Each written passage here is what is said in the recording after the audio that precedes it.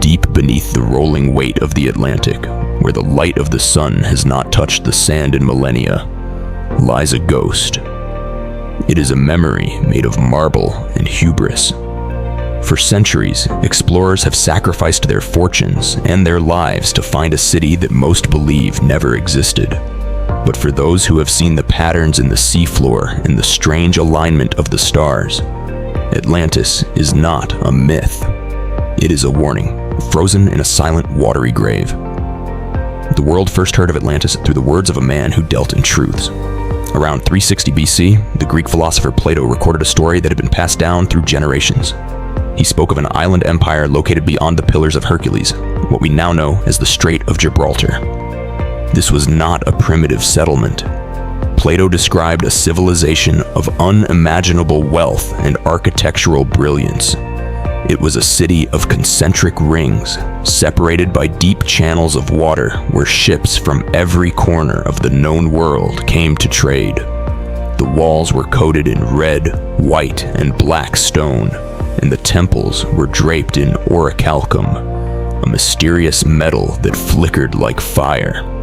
The people of Atlantis were said to be the descendants of Poseidon, the god of the sea. For generations, they lived with a sense of divine order and staggering prosperity. They had mastered the arts, the sciences, and the sea itself. But prosperity has a way of rotting from within. As their power grew, so did their arrogance. They ceased to be a civilization of explorers and became a civilization of conquerors. Plato's account was never meant to be a mere travelogue. It was a philosophical autopsy of a society that had lost its way. He claimed that in a single day and night of misfortune, the island was swallowed by the sea.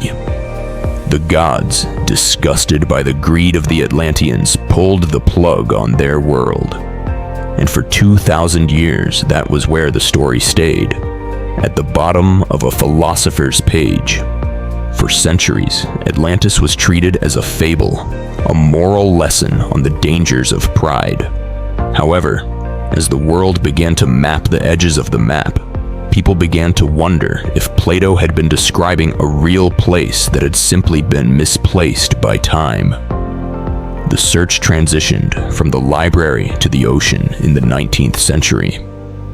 Ignatius Donnelly, an American congressman, published a book that changed everything. He argued that Atlantis was the antediluvian world, the mother of all civilizations. He suggested that the Mayans, the Egyptians, and the Sumerians were all survivors of the same sunken continent. Suddenly, the search for Atlantis became a race for the origins of humanity. This era marked a shift in how we viewed the ocean.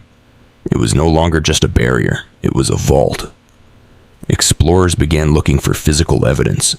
Strange rock formations off the coast of Bimini, submerged structures in the Mediterranean, and vast plateaus in the middle of the Atlantic Ridge. The narrative logic was simple. If the Earth's crust could move, if volcanoes could erase entire islands like Thera in the Aegean Sea, then the disappearance of a continent was not a fantasy. It was a geological inevitability. The search for Atlantis became an obsession with finding a bridge between our recorded history and the deep, silent past.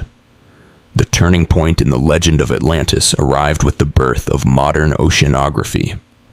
As sonar technology and deep-sea submersibles allowed us to map the seabed with terrifying precision, the scientific community delivered a crushing blow.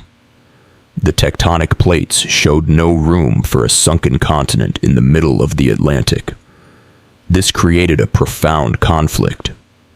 On one side stood the geologists, armed with data and ironclad laws of physics. On the other stood the dreamers, the historians, and the fringe theorists who argued that science was looking in the wrong place. The search moved away from the Atlantic. Some pointed to the Caribbean, where the Bimini Road seemed to show a paved highway beneath the waves. Others looked to the richat structure in Mauritania, a massive circular formation in the Sahara Desert that matches Plato's dimensions almost perfectly. They argued that sunken might not mean under the water, but rather buried by the sands of time and cataclysmic floods. The conflict wasn't just about location. It was about the nature of human memory. If Atlantis didn't exist, why did almost every ancient culture, from the Aztecs to the Mesopotamians, have a story about a great flood and a lost golden age? The turning point was the realization that while the city might be a myth, the event it described was likely a global trauma. The consequence of this eternal search is that Atlantis has become a mirror. The consequence of this eternal search is that Atlantis has become a mirror. We see in it whatever our current society fears or desires. In the Victorian era, it was a lost paradise of class and order. In the nuclear age, it became a cautionary tale of a society destroyed by its own runaway technology. The impact of the legend has shaped our understanding of archaeology. It has pushed us to explore the blue hole of Belize and the underwater ruins of Pavlopetri in Greece. Even though we haven't found a golden city with orichalcum walls, we have found dozens of smaller Atlantises. Cities like Herakleion in Egypt, which sat at the bottom of the sea for $1, $200 years before being rediscovered. These discoveries have taught us a sobering lesson. The Earth is not a permanent stage. Civilizations are fragile. The rising tides and shifting plates that claimed Herakleion and Pavlopetri are the same forces that threaten our coastal cities today. The search for Atlantis is no longer just a hunt for treasure. It is a study in our own vulnerability. We are obsessed with how Atlantis died because we are worried about how we will survive.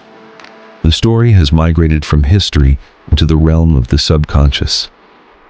It represents the lost paradise, the idea that humanity once had everything figured out before we broke the world. It is the ultimate tragedy, a perfect society that was erased because it forgot how to be humble. Perhaps the reason we have never found Atlantis is that it was never meant to be found. If we discovered the ruins tomorrow, the mystery would evaporate, and the city would become just another pile of stone and coral. The power of Atlantis lies in its absence. It lives in the what if. The consequence of this eternal search is that Atlantis has become a mirror. Plato may have invented the city, but he did not invent the feeling it evokes. The haunting suspicion that we are not the first, and we will not be the last, to build monuments against the sky only to see them return to the mud. Whether Atlantis was a real island or a magnificent metaphor, its legacy remains the same. It is a reminder that the sea is a patient collector. It waits for cities to fall, for empires to overreach, and for the hubris of man to be washed away by the tide. We keep looking for Atlantis because we want to believe that something so beautiful could never truly be gone. But the truth is much darker. The ocean does not keep secrets. It only keeps what we were too proud to protect.